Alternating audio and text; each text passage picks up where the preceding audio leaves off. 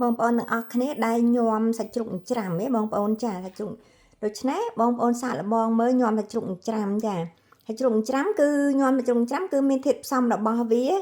ទី1បងប្អូនគឺសាច់ជ្រូកច្រាំនេះណាបងប្អូនចាជ្រូកច្រាំជីអង្កាមខ្ទឹមក្រហមហើយនិងប៉េងប៉ោះបងប្អូននេះខ្ទឹមក្រហមហើយនិងប៉េងប៉ោះចាអានេះទឹកក្រូចឆ្មា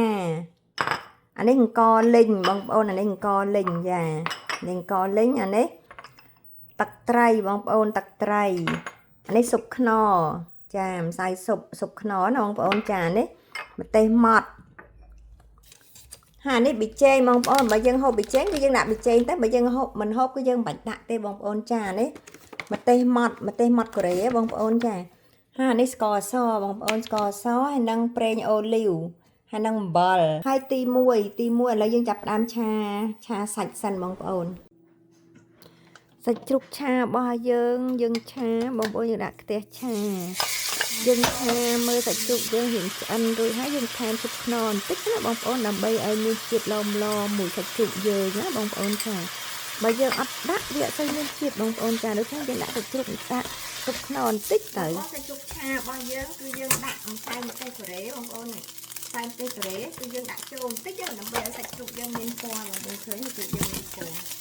ដូច្នេះយើងដាក់ចូលគឺយើងឆាឆ្អិនហើយគឺយើងរួចរាល់ហើយចំណែកឆាសាច់ជ្រូកយើងរួចរាល់ហើយបងប្អូនចា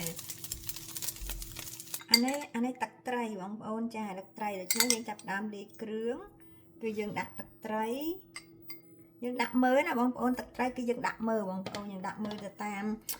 សាច់ជ្រូកយើងតិចឬពីច្រើនអញ្ចឹងបងប្អូនចាទឹកត្រីទឹកក្រូចឆ្មាយើងដាក់មើលទៅបងប្អូនថាប៉ុណ្ណាល្មមជូរបានអញ្ចឹងណាបងប្អូនចា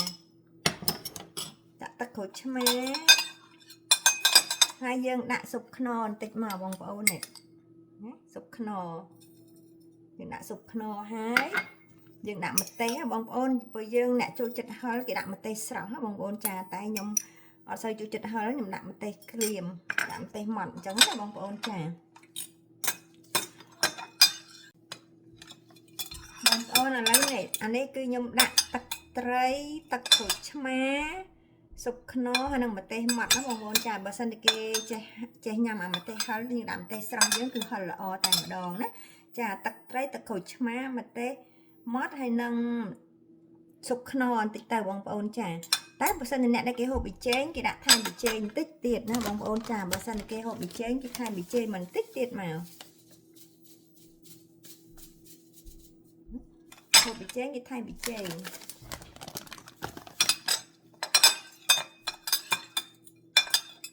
កាលណាយើងលាយចូលគ្នារួចហើយអញ្ចឹងហើយគឺយើងដាក់សាច់ជ្រូកចូលបងប្អូនចានេះសាច់ជ្រូកដែលយើងឆាមិញហ្នឹងណា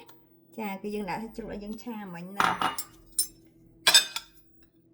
យើងដាក់ឲ្យគឺយើងច្បងឲ្យវាយើងច្បងឲ្យសាច់ជ្រូកយើងចូលជាតិរួចហើយគឺយើងដាក់អង្ករលីងយើងដាក់អង្ករលីងចូលបងប្អូន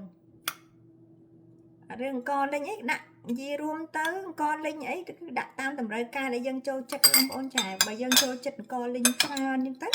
គឺយើងដាក់ច្រើនទៅអានឹងតាមចំណង់ចំណូលចិត្តរបស់យើងទេតែខ្ញុំដាក់មកល្មមខ្ញុំអត់សូវដាក់ច្រើនហ្មងដែរទេខ្ញុំយកមកល្មមចាដល់ពេលរួចហើយគឺយើងដាក់បងប្អូននេះខ្ទឹមក្រហមហើយនឹងប៉េងប៉ោះបងប្អូនចាយើងដាក់ចូលមកខ្ទឹមក្រហមប៉េងប៉ោះហើយនឹងជីណាបងប្អូនណានឹងជីចាជីដែលយើងបេះមកផ្សំទុកហ្នឹងគឺយើងដាក់ចូលគ្នាទាំងអស់មកយើងដាក់ចូលនេះទាំងអស់ហើយយើងជ្រាវវាទៅណាបងប្អូនចា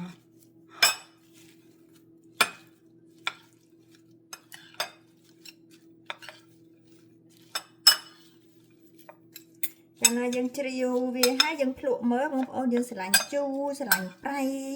ប៉ុណ្ណាអីអញ្ចឹងបងប្អូនចាបើសិនជាយើងស្ទើរយើងអាចថែមអំបិលឬក៏យើងថែមទឹកត្រីអីទៀតអញ្ចឹងណាស្រឡាញ់យើងទេចាបងប្អូនឃើញទេបើសិនយើងដាក់ម្ទេសក្រហមទៀតបងប្អូនអើយឆ្ងាញ់ណាស់ចា ឥឡូវយើងបានលាយរួចរាល់ហើយអញ្ចឹងហើយយើងដាក់ចាននឹងបាតស្លាត់បន្តិចទៅណាបងប្អូនចាយើងដាក់វាពណ៌វាស្អាតឬមួយក៏អ្នកខ្លះគាត់យកសាឡាត់មកផ្ទាប់ជាមួយទៀតបងប្អូនចាយកសាឡាត់មកផ្ទាប់ជាមួយទៀតអូយកាន់តែឆ្ងាញ់មកបេន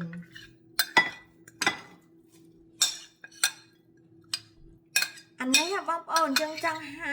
ញ៉ាំញោមសាច់ជ្រូកច្រាំ